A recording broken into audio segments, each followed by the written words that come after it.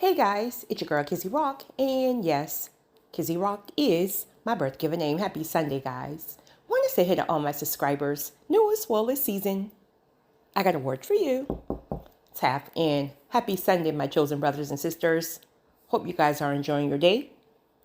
So, guys, today I want to speak about 23 downloads that God may be indicating to you that you are called to kingdom currency, kingdom wealth.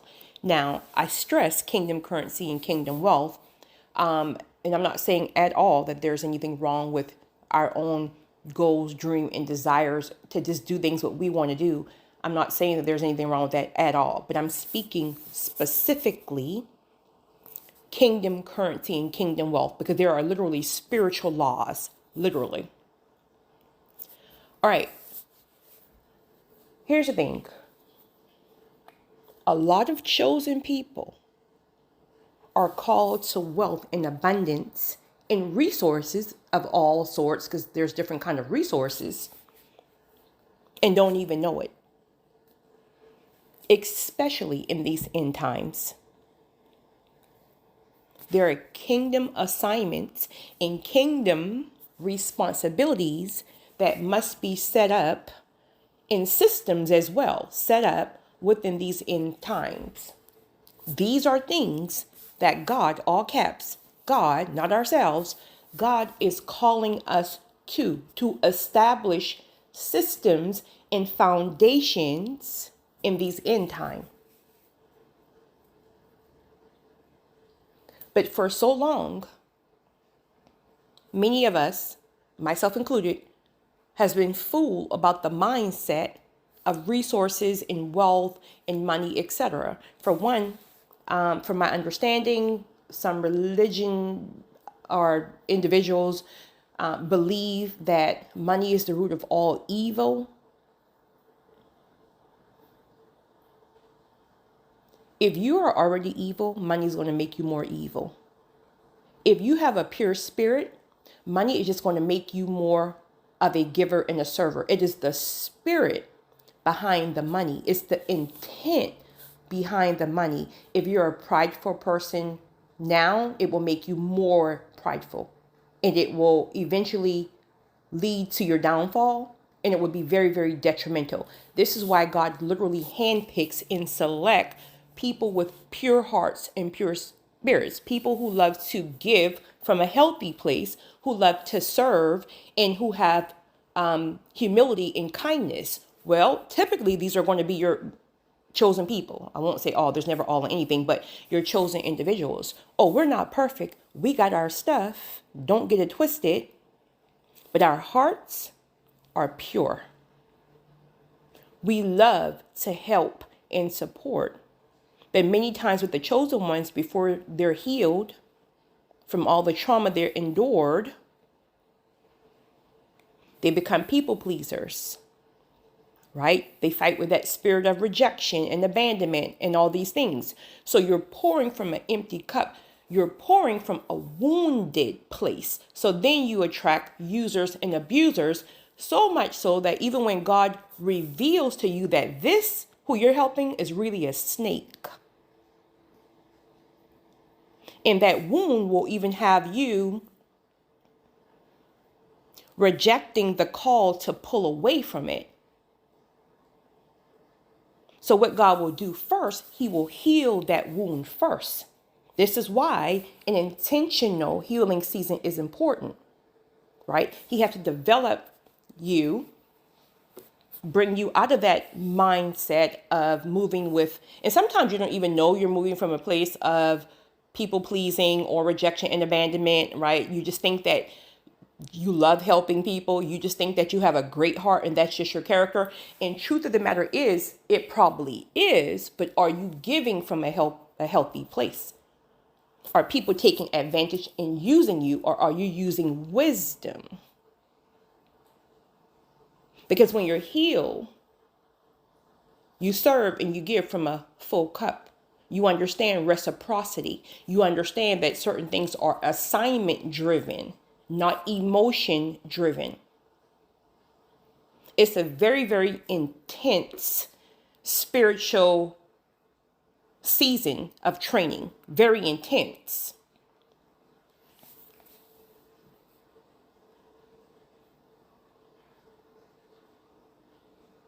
Money is a tool. Money is a tool. If God is not physically here on earth, who's going to get the things done? Right? Who's going to back ministries when they start shutting these things down because they can't say certain things? Who's going to build these underground bunkers because things are going to get crazy? Who's going to have all of the shelter stock with foods when there's food short? Like don't we need money to do this stuff? So it's the mindset behind it. So if you are tapped in to your purpose and your calling, you will attract kingdom wealth. These demonic systems are falling currently. The wealth of the wicked is stored up for who? But we must be in alignment to receive it. So how many times have you heard people say the wealth of the wicked is stored up for the righteous? The wealth, and everybody's broke. Because religion many times have taught people that you only pray and that's it. No, absolutely not. There is a partnership. God will give you a witty idea intervention, right? God will give you a vision. God will give you this, that, and the third. We are to work that land. He favors it, and then we attract resources so we can get the things done that God, all caps, God needs us to do. And then he takes care of us in the process. As a chosen one, you are called to resources if you are in alignment with your purpose and your calling and your assignments. So let's talk about a few things that you may have already experienced or you're currently experiencing or that you will. There's obviously more than 23, but these were the downloads. These were the downloads that I received. Let me let this airplane go by, guys. I have my door open. I'm sorry. It's raining. You guys already know how I feel about rain. So the doors, the windows, everything is wide open, honey. Deers in the yard. Peace, solitude. All right. So number one. Now you guys know how I go with numbers. Right? I just need to say next and next and next and next because, whoo, the struggle be struggling. All right. Number one. You've outgrown your current level. Your current season, your current level, people, places, things, jobs, relationships, whatever. Honey, you feel like you are bursting at the seams because you've outgrown it. That is a way that God is telling you through the Spirit that there is more for you. You will never, ever be fulfilled again at a certain level when God have already implemented in your spirit that there is more that he desires for you. So you are outgrowing your current level. These are not in any specific orders. Number two, a desire to do things different. You are no longer pleased with seeing Applebee's as, no disrespect to Apple. No disrespect to Applebee's, honey, because I think they had a 2 for $2 that I used to like. Right? No disrespect. The point I'm making here is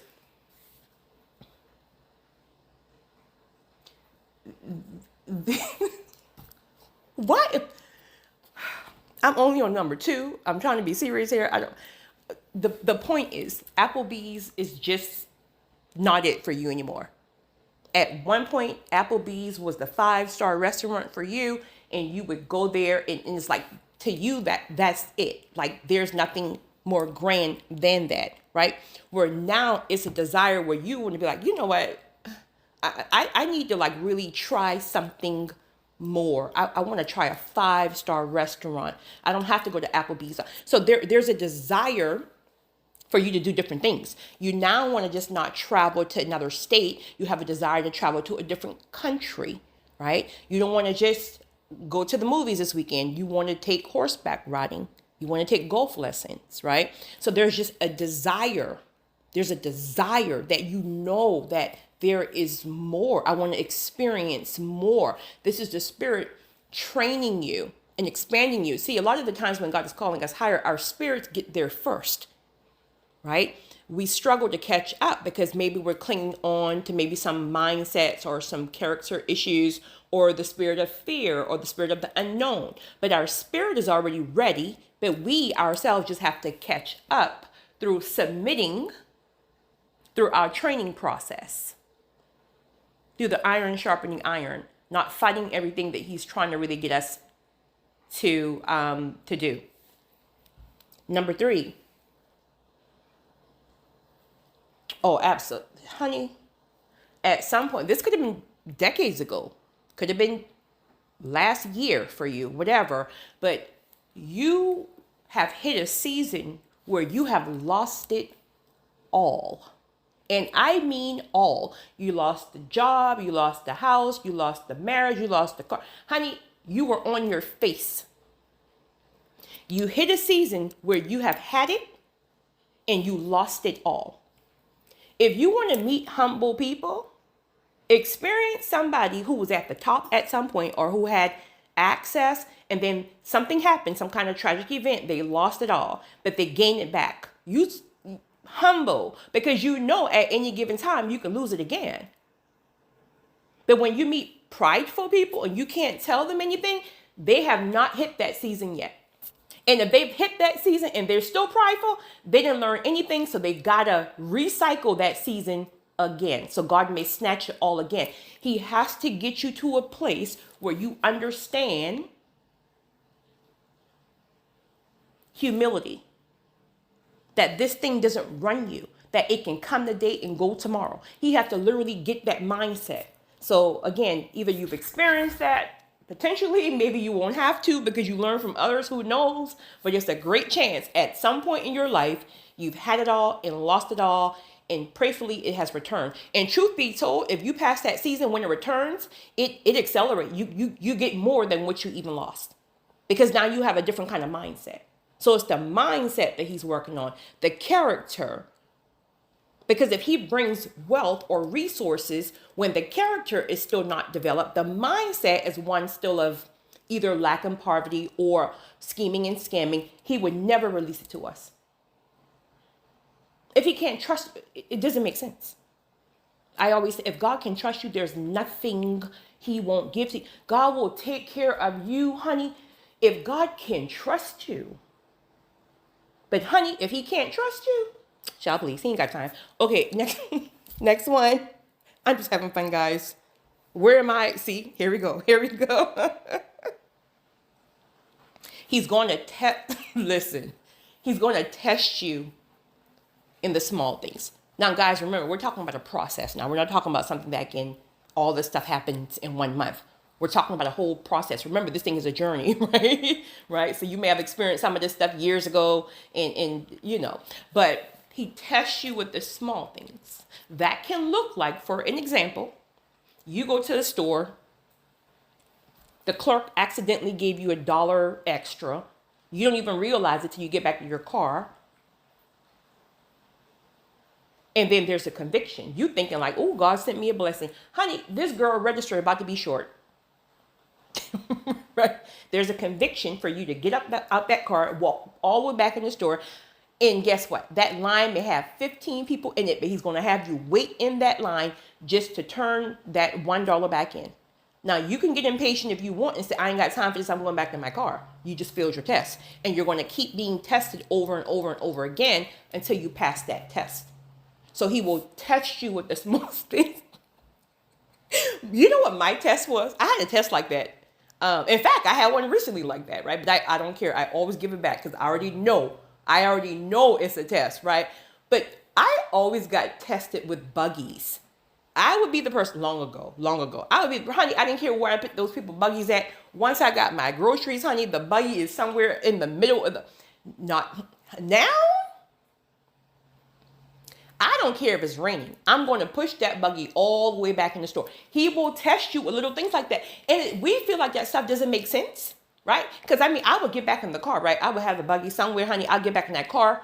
As soon as I crank up the truck, turn the car off, go get the buggy. And I'll be in my feelings like, Lord, nobody else is putting their, why I got to put my, and I'm stumping all the way to the buggy, honey, right? But I'm going to put it back. I don't do that now. But the point I'm making is we are not normal. We are not the same, right? We got a whole different training process, honey.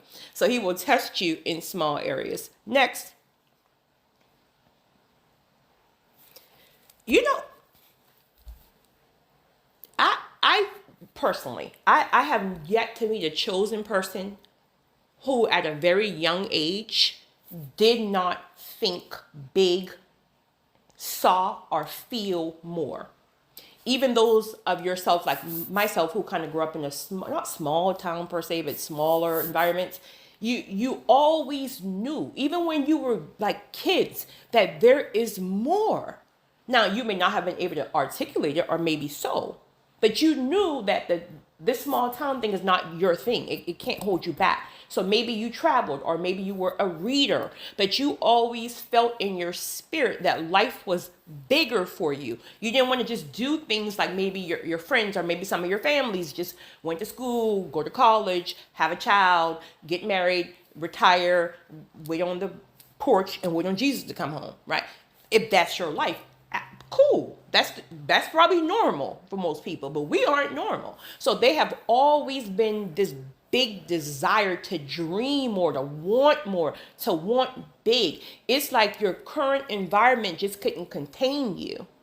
You were there physically, but you always knew. You always knew there was bigger and there was more. That was the spirit already planting those seeds in you and us very early on. So you think big. So much so that people thought you were crazy, honey, right? Like, I'm a big thinker. Honey, I'm a big thinker. I want it all. Point blank, period. Next. He is starting to help. He is starting to work on you to ask for help. Ask for help. Many chosen people, because some of us were rejected, abandoned, in my case, misunderstood a lot.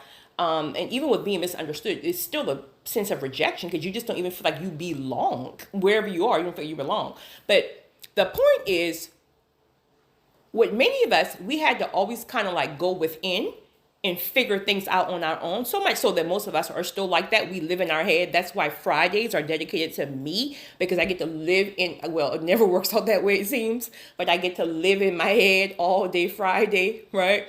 But you will discover that he's starting to put you in situations and circumstances where you have to ask for help. And it can be very, very uncomfortable. Not for me anymore. Like, it used to be very uncomfortable, honey. And especially as chosen ones, because we are like the ones that a lot of people come to for answers. So it's almost like, well, who do we go to for? Well, first and foremost, we go to God for our answers. But he's going to start teaching you through your current people, or just a situation where you have to be okay with asking for help. I still know people like that who struggle with that. That's going to be important, because what happens is when he starts to expand you and he starts to send you wealth. And guys, when I say wealth, I'm speaking wealth. We're speaking kingdom wealth. We're not speaking kingdom riches. We're speaking kingdom wealth. Some of you guys are going to be millionaires. I'm tapping into billionaire status over here. I'm just saying, your girl think big, right? You got to see it. You got to feel it. You got to know it. If you live in the hood, all respect to the hood. Seriously, right?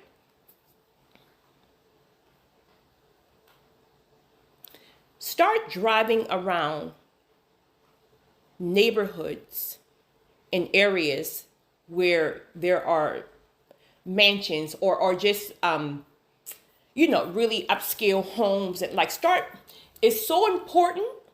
Now see, I don't even have this written down, so this is number 24. Start putting yourself in environments. You can you can have $2 in your bank account, but your spirit says you're wealthy. So you put yourself in wealthy atmospheres. Nobody have to know you have $2. Take that $2 and go sit somewhere in a 5-star restaurant at the bar and order you some sparkling water, honey, right? You got to place. If something happens when you place yourself in the environment. But if you're just stuck in Applebee's, again, no disrespect to Applebee's, I'm gonna see if they still got the 2 for 2, right? But if you're just in Applebee's only, solely, this is the only place you go, honey. You've been going there for 65 years, and you see the same people that you see for 65 years. It almost contains your spirit at that level. And when you start placing yourself in more upscale environments, when you start, it's going to be a little intimidating for some. A lot intimidating for some. You can sit in that car all day waiting for the fear to subside. It will not. It will not. Fear subsides when you step into it afraid.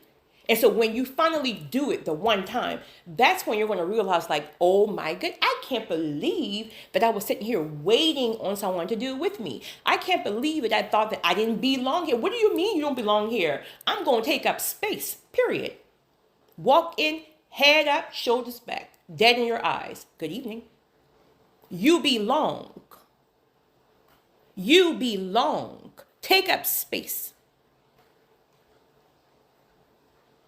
I'm getting passionate now because don't play with me. Find someone else to play with.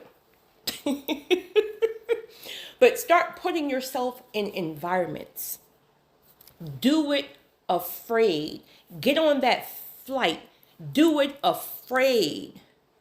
If you're waiting on people, honey, you'll be waiting on Jesus to come home because everybody gonna have an excuse. The kids are sick. The husband changed his mind about her going. This, that, and the third. Honey, just go.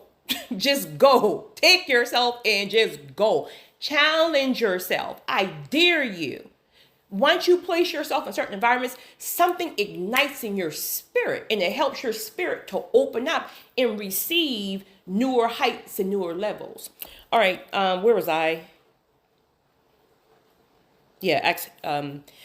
Start asking for help because once you accumulate, of course, we're going to be accumulating kingdom wealth, then we're going to have to work with teams. Obviously, these are big assignments that we're going to have, right? So we're going to have to get comfortable working with teams, even though many of us are used to working solo and we do better in isolation.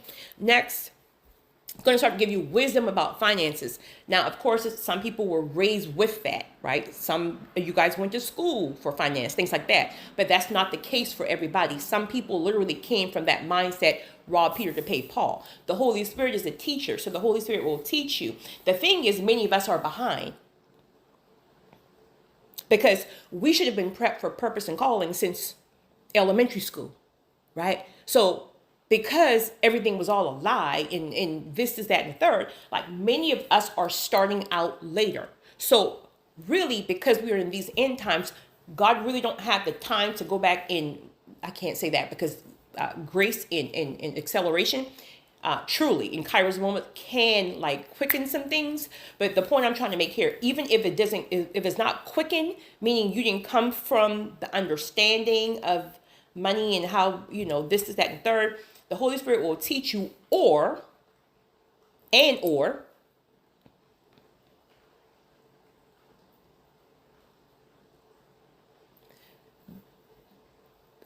a financial advisor or, someone who does well. They're going to be part of your team.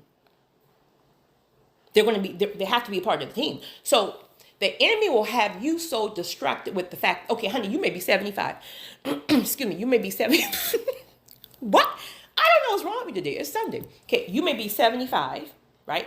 And the enemy may tell you, well, you need to go back to school 4 more years for finances because you never graduated from 6th grade. So wisdom is going to say, okay, but my purpose and my calling is, I don't know, pouring into people. Like that's what I do. I pour into people. Then wisdom says you're going back to school you're already 75. So now God will connect you, right? One of your soul tribes, one of your God ordained partnerships is going to be somebody who is graced in the area of finances. Now, the struggle is going to be that you cannot fight with these people. Not that you don't have a say, I'm not saying that, but you're going to have to understand that's just not your calling. Also, you missed it. In time just won't allow. So God will connect it. So you have to be very fluid. So now you know, okay, he connects a God ordained partnership. This person is graced and have immense levels of experience and wisdom in finances. You don't have that. All you have is the vision or your purpose and calling. So this is why we have to learn to work together as a team if we don't already know, because you will be self-sabotaging. You don't even know anything about money. So they're telling you or telling us that, well, that's not a good idea because the backing is just not it. And because you don't understand it, now you're clashing. And now before you know it, the enemy have used strife, right, to end a God-ordained situation. So you see why the training is so intense, because there's so much different things you have to factor in. Next, your character. There's just no way around it. Our character. So he's going to require us to break old habits and replace them with integrity. Right? So this is why some of us may feel like certain areas of our character, even if like you may not have like really bad things, like you're not like a cheater or a thief, or like you may not have those, but you can have some character flaws that can hold you back, like that mouth. Like just not being on time, always late, everybody waiting on you, honey. That's a poverty mindset, right? That was one I had to learn, and it was hard, honey, because I was the person, I would always get there like 10, 15 minutes late, and I felt like that was cool. And now I need to be 10, 15 minutes early, right? That was a process, honey, right? And he'll train you in that way through your job. So this is why you'll start feeling a conviction every time you get to work late. You're getting convicted about it. And you're like, but I never felt conviction about it before, because he's trying to grow you up. See, he grows us up through our everyday experiences. We just don't really pay attention to it, or we don't connect it to our training process. So whatever old habits that are not one that can go, he will start highlighting it and convicting you about it. For me, I already know for a fact one of mine was patience. I had to go through 15 years of training for patience. I lie to you not, right? Your girl is better now, so much better. Next, breaking generational norms. So if you came from a family, again, that mindset, just a poverty mindset, if you will, robbing Peter to pay Paul, that type of thing, you're going to be called to break that mindset. So that can look like, for example, you were raised that everybody in the family, not just your immediate, I mean the entire family, all 300 of y'all believe that it's okay to have, just an example, a credit score of 285, right? Well, a 285 credit score worked well for you. For some reason, rob Peter to pay Paul, you always got around it. Like it always happened, right? It's conditioning, where now you being the chosen one, you answered the call. You are in alignment with your purpose and your calling. You can't move like that. Even if you wanted to, it's going to challenge you because it's conditioning. It's all you know. It's all you've ever seen. This is another thing that makes the journey of the chosen one so difficult, because you're called to go against the grain many of times. So it's not your fault, but it's your responsibility to change it. So now you're getting convictions now about breaking generational cycles. Like, so I need you to work on this. I know you're used to like waiting till the last minute to pay these bills, or I know you're used to doing this, that, and the third. This is something I need you to really work on. Right? I'm gonna be gentle but firm with you, because I have to, because it needs to override your pattern of normalcy. So he'll start teaching you like that. So you got the money to pay the light bill, but now you rather get your nails done and make arrangements on the light bill. Honey, that could have worked long ago, but you will start to get convicted so bad. Pay these people their money and stop playing with me. So he trains you like that. And that's just one example out of many. Next, leadership with excellence. So you may currently be in a leadership now. You may be a manager at fast food. Okay, that's a leader. You're a leadership. But at some point, you may have just been kind of still doing things slack, just whatever, just slacking off on things.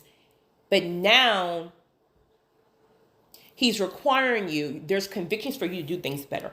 Get the paperwork better in order. Get the work on time. Like get these staff in order. I need you to do a training session or a staff meeting every Monday. It's almost like he's teaching you and perfecting you with the spirit of excellence in your current move. Move. You scared me. Your current leadership role. In fact, a lot of us who are kind of lingering in the season that is ending, and because there's no desire to even really do things in that season, like go to the job or whatever you're struggling with, there's no longer a desire. You will find that he's convicting you to still move in excellence. He won't even let you slack, even when the desire is no longer there to fulfill you. So he's teaching you in shaping, informing your character that you must move in excellence at this next level. I don't care if you like the person, the place, or the thing. You must still move in excellence. So he's training you now. Next, you are finally at this level, honey, where you demand your price. You're not taking any discounts. My price is my price. Point blank, period. Because you know who you are.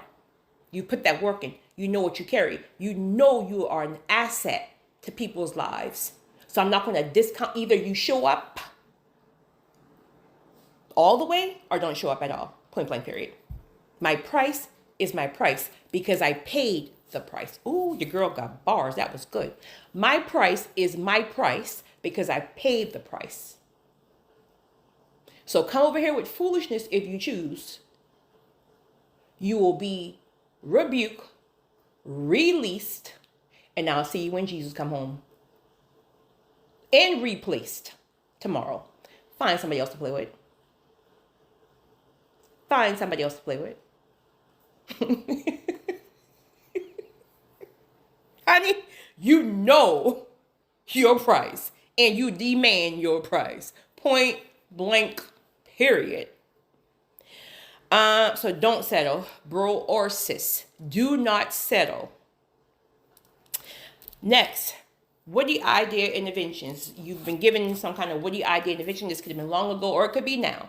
But some kind of witty idea intervention, some kind of seed form. You must work the land, right? And if you've been working that land, then you've seen increase in that land. Now, how much increase depends on you, because if you're working the land and you're moving properly and accordingly, then God favors it. Favor hits that seed at the same time you're working it, and then you get the harvest. Now, if you're moving sideways, right? God gave you the idea. He gave you the witty idea intervention. He told you that like the majority of this stuff got to go back into the kingdom, right? Purpose calling. You forgot about it, honey, and you just went and buy you a Lamborghini. Right? So, I mean, it is what it is. But he's not responsible for hitting that seed with favor and increase and acceleration, because you're not even doing the right thing. See, God watches you like a hawk. The problem is people think that God don't be watching them. He watches you like a hawk. Why do you think you get a conviction every time you're about to do the wrong thing? He watches you like a hawk. So if he can't trust you to do the right thing, what I realize, he'll really try to work with you. Like truly, he's fair because he knows, honey, we don't know our head from our feet, right? So he knows we're human. So he's very patient with trying to work with us. But at some point, when you become a stiff neck, what's the Bible verse, guys? My Bible scholars, right? And in your head, like you're prideful and nobody can tell you nothing, honey, he's gonna leave you right there in your foolishness and find somebody else to do it. He's gonna find somebody else to do it. You're not the only person he can use, right? He just want to try to help you, but he's not going to beg you. Next, increase in current what? Oh, increase in oh my, this honey, this is so me. Oh my goodness. Increase in your current responsibilities. So whatever your current responsibilities are, this can be work, family, this is that and the third. There is an acceleration that has hit it, and you feel like your mind is about to explode. Like it literally feels like pressure that busts pipes. Seriously. What he's doing is he's expanding you. He's expanding your spirit.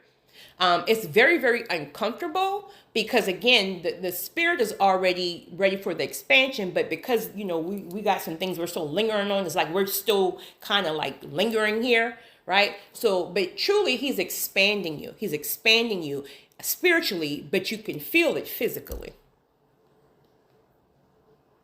Key advice: boundaries. Boundaries, boundaries, boundaries, boundaries until you get over this hump. Well, in general, but really till you get over this hump.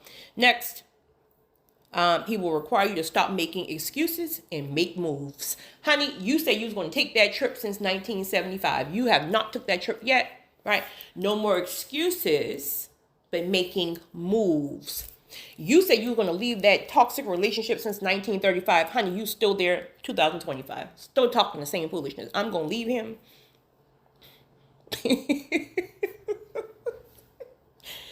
So there is a spiritual nudge that says, no more, honey, God told you to relocate since 1927. You still got 35 tubs of clothes packed in the room since 1927 because you say you want to move to a different state and you still there, honey.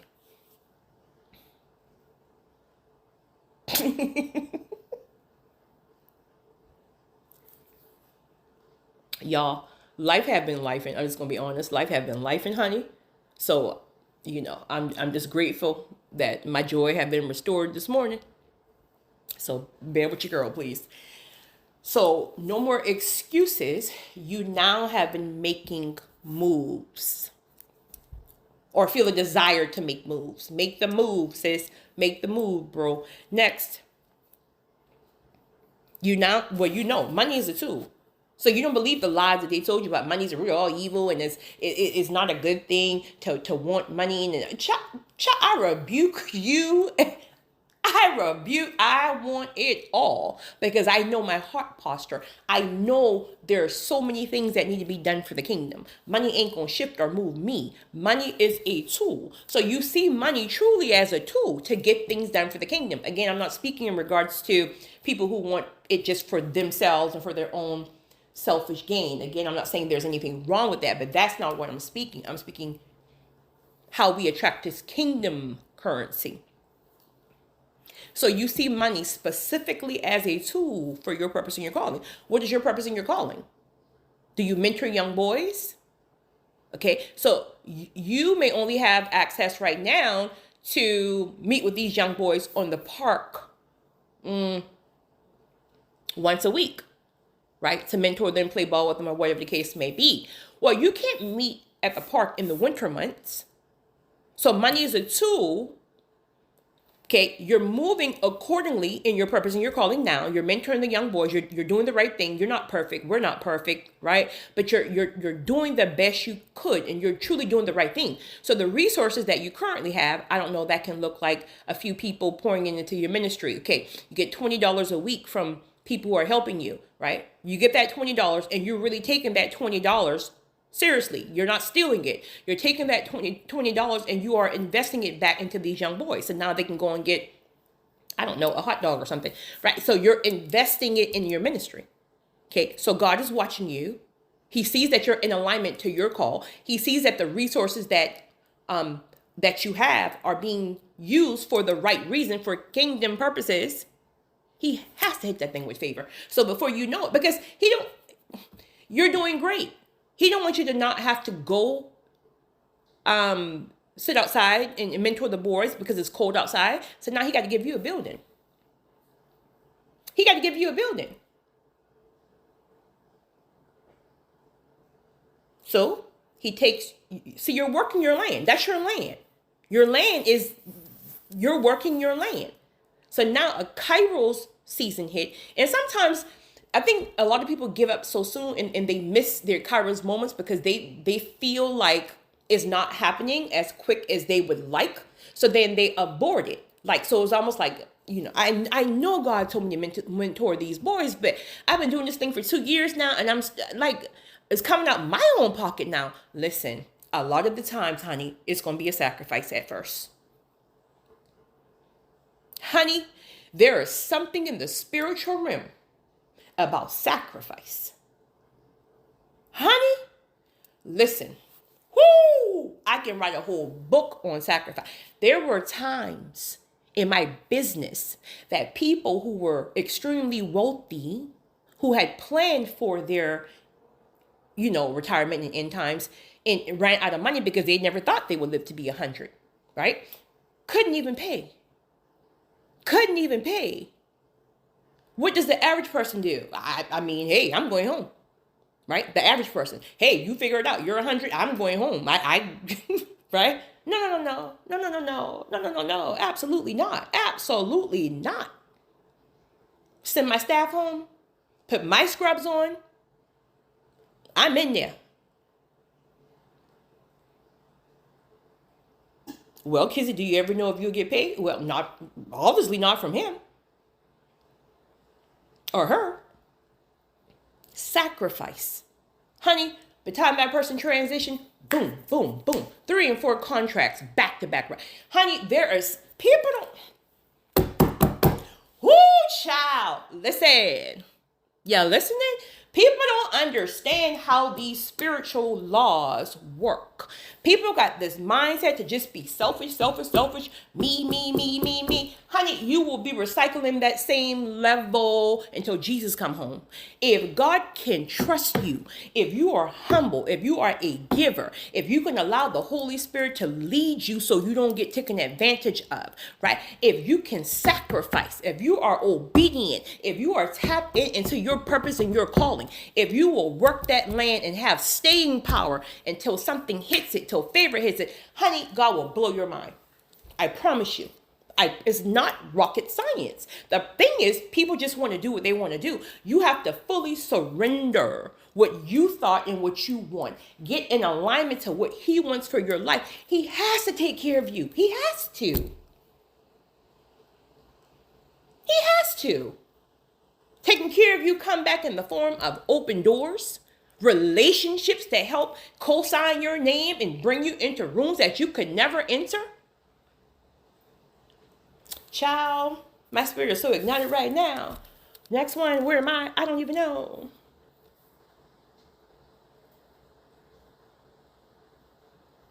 I think I was on What the Idea in a minute. Hey, get over here. Oh my goodness, where am I going? Well, my spirit gets ignited, honey. It's almost like I lose focus. All right, next one. Oh, money was 2. Next.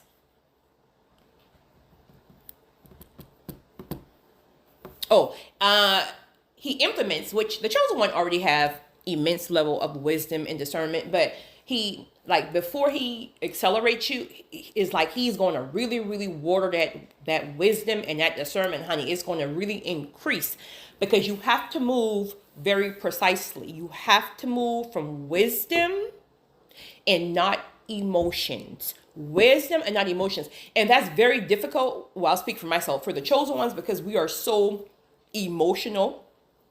We are so spiritually sensitive. So we feel people's hurt, pain, this, that, and the third. So sometimes we want to jump in head first, which is truly ignorant, right? But we have to learn. And a lot of the times learning, truly it will be best if we can learn from other people's mistakes, like even including mine. Like you can learn from other people's mistakes. But a lot of the times, if you don't, it's going to have to come from you getting burned one too many times. A time will come where you will get burned, and it will be the last time somebody burned, lied, betrayed, steal. It will be the last time. And finally, you'll get to the point where you're so tired that you know the Holy Spirit must lead, because you're going to be in jail for hurting somebody. Right? So I'll give an example. I will give an example right now on something that just happened yesterday when it comes down to emotions over wisdom. So I was talking to a partner of mine, and there's a situation where we're currently looking into. There's a newborn baby, literally newborn. I mean, the baby may just be a couple of months old. Well, the mother passed away giving birth, right? This is over in Africa. Excuse me. The mother passed away giving birth. The baby is malnutrition. I mean, light as a feather, right? And my partner discovered this baby, and guess who was taking care of the baby? A 10-year-old sister. Okay, they live outside. A 10-year-old sister, a 3-year-old brother, and this newborn baby. Just them. So, make a long story short, you guys will hear more about it, but in the meantime, she found this older lady who have her own children who would be willing to take care of these kids in the meantime, if we can supply the kids food, because it's already an extra burden on her. Respectfully, she have her own kids and can barely feed them. So, okay, until we can figure out something long term, then if these kids can be, I mean, the baby is, oh my, like, it will make you cry to see how you can see every bone in this baby's body from starving. So, all right, so we got food there, and we're going to continue to send food. But then one thing that we discussed was permanent housing for the lady. And the first thing I said, now immediately emotions would say absolutely, because mind you, houses there is what we probably pay for light bill. And I'm speaking for a whole year, right? So emotion said, jump right in, absolutely. Wisdom says, we don't even know this lady. So we can go ahead and get the house, and she can abandon these kids right back where they came from. There's nothing in writing. There's no, like, we don't, she could be saying that just to get the house. Okay. And if it doesn't work out, she still got the house, and these kids are still abandoned. Absolutely not. Wisdom says absolutely not. Wisdom says keep supplying this food until God shows us a long-term direction. You see the difference? Because emotions is like, oh, there's no way I can walk away from this. Absolutely. No, right? Which is true, but you got to put that emotions in check. Let the Holy Spirit speak, because the Holy Spirit will guide. Because if you do whatever you want to do, you are going to get burned, because people are just people.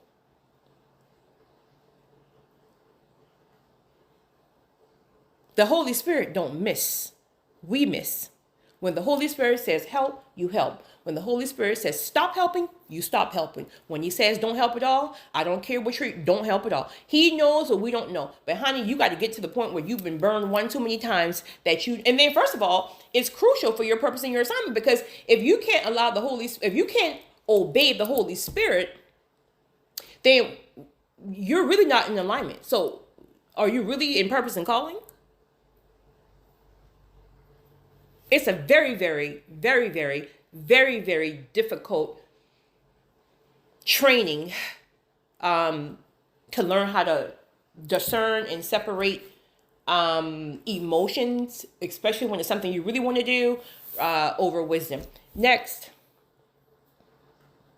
I think I don't even know how much more I have, like 4 or 5, I think. Boundaries, that goes without saying. This is why God is really convicting a lot of you guys to work on boundaries now, because obviously the higher you go, the more pressure, like you're feeling pressure now at your current level. So remember, we be wanting more, but with more comes more pressure. So you're going to have more pressure. So he's teaching you to how to be okay with boundaries now, meaning if a person is in their feelings about a boundary you have in place to protect your mental health, child, let these people be, right? Because when you go higher, you're going to have more people that you have to put boundaries in place with. So boundaries and structure is something that he's really starting to convict and work with us on. Next, you will start to find yourself attracting wealthy people. Now remember, wealth is a mindset. I'm not speaking just the money, the tangible money per se. But you will, and this is another reason why you put yourself in certain environments, but you will start attracting it. Because see, when you start to think that way and feel that way, your energy reads different. You can have $2 in your bank account, honey, but when I walk up in this room, you gonna know I'm a big deal with $2. Absolutely. Oh, when I walk up in this room, because my confidence in my spirit says wealth, right? Now, again, we're speaking the mindset. It's a mindset. It's a mindset. As a man thinketh, so if he, it's a mindset. So I'm not walking around here saying, "Oh, I'm broke. I got $2 in my bank account. I guess I don't even know where the next dollar coming from." Absolutely not. I got $2 in my bank account. I'm rich. I'm wealthy. I attract wealth. Wealth finds me. Period. Every face that sees my face favors me. Point blank. Period. It's a mindset. Confidence. Period. It's a mindset. So you will start to attract wealthy people. And I think a reason why, one reason why God do that is because you will understand, and it will shock you that wealthy people don't even think like rich people think, or like people who think they gotta think. Their mindset is completely different. They're very humble, very low key, very like, so God will introduce them to you. You may have $2 in your bank account, but they're attracted to you because your spirit reads confidence, wealth, purpose, calling. You're very intriguing. So they're attracted to you. So it's kind of like a training process. Like you get to train. See, God will introduce you to things, right? Before he brings it to you, he will introduce it to you. These are people. He may introduce you to people who have very, very successful, healthy marriages. Like you've only heard that marriages is this, that, and the third. God will introduce you to a person, could be at your job or something, that has a very, very, very healthy, happy, wholesome marriage. Right? So before he calls you to something, he will give you examples of it. Our job and responsibilities is to glean, take notes, ask questions.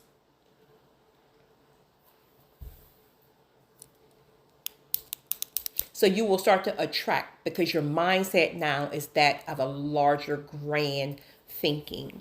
Next. You are not materialistic. If you were materialistic, you're not now, or you're going to have to go through a training where God like caps that. I'm trying to think if I really know a true chosen person who's materialistic. And I'm speaking like me. When I say materialistic, I mean like money runs them. Like everything have to be labels from head to toe. Like they feel like they are nothing without labels, and like just the mindset of like everything have to be materialistic. Listen, let me say this really quickly because I'm very, very self-aware. Your girl is very self-aware. I know I may look materialistic. I am the complete opposite. Those who know me know this. I mean, know me. Now, in all fairness, here's what I do like, in a sense of something that's tangible, that is almost a must for me. I like a nice home, and I like a nice vehicle or two. And I'm speaking in the sense of where I'm going to spend my money, meaning when it comes down to things like clothes, and again, I'm very self-aware. My closet is the size of somebody's apartment. I'm very self-aware, but this is where I want to plug in my whole concept of what I'm speaking about. God will literally take care of you. So you will find things, or things will be given to you for free that other people have to pay for. or things that look like it's full, God will give it to you for a discount. He'll connect.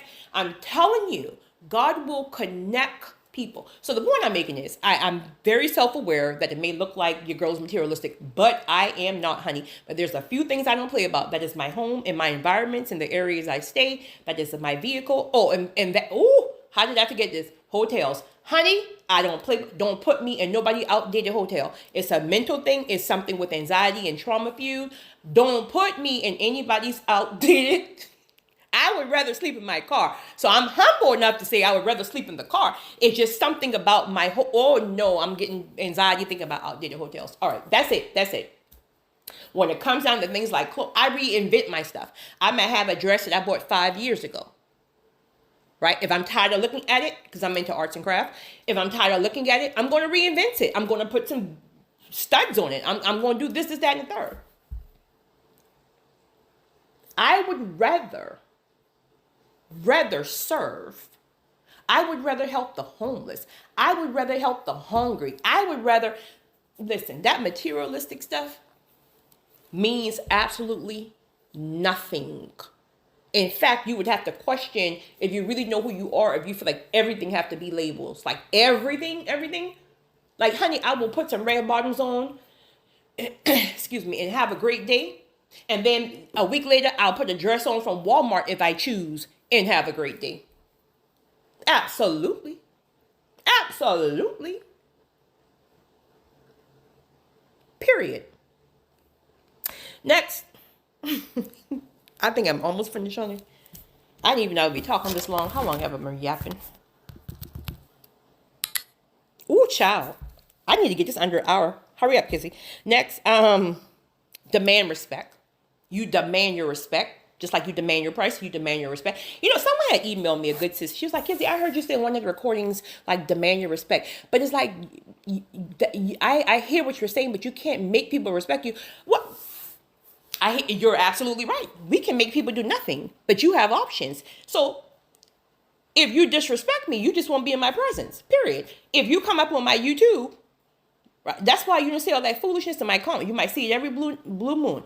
So some people leave all that stuff, and there's nothing wrong with it. I'm just an energy person. So I don't want your darkness like floating around my comment section, because now you're like other people. No, we're not doing that, right? So you're going to respect me, or I just remove myself. That's how you demand it. But you're right. You can't make a person respect you, right? You can put your boundaries up, and if they cross your boundaries, if they disrespect you, you cut them off. Simple. See, all of that grows with your mindset, with a wealth mindset. You don't let people just disrespect you and play up in your face. You're a big deal. You're a chosen one. You know the kind of heart you got. You know the kind of spirit you got. And you gonna fumble me? Well, I'll see you when Jesus come on. Next, grace and humility and kindness, right? There's a difference between nice and kindness. God doesn't want us nice, meaning people just using, abusing, taking advantage. Honey, no. Kind. Very compassionate. Want to help. Want to serve. Want to show up. But no fool. Try me one time. I'll see you when Jesus come home. Next.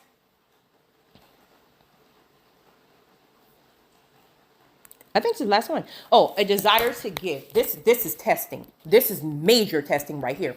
God will start to convict you. He may give you some extra resources from some kind of opportunity or whatever. And he may tell you I want you to bless this person, right?